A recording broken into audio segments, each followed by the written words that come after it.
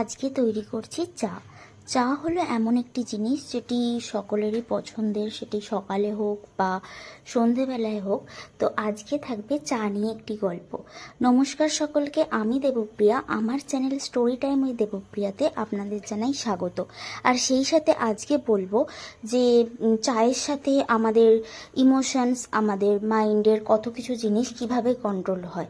তো কোনো সময় আমাদের খারাপ লাগতে পারে বা ভালো লাগতে পারে, তো সেই স্যাডনেসকে বা আমাদের কোনো অ্যাচিভমেন্টকে আমরা এনজয় করতে পারি অ্যাজ এ বাঙালি হিসেবে চা দিয়ে। তো সেই চাটি বানাচ্ছিলাম, আর সন্ধ্যের চা বানাচ্ছিলাম, এখানে সেটিরই ভিডিও দিলাম।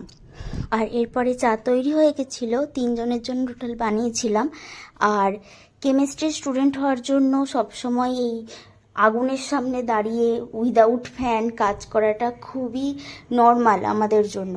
1 ঘন্টা 2 ঘন্টা বিক্রিয়া চলতে থাকবে, সেই রকমই রান্না আর chemistry reaction kind of same.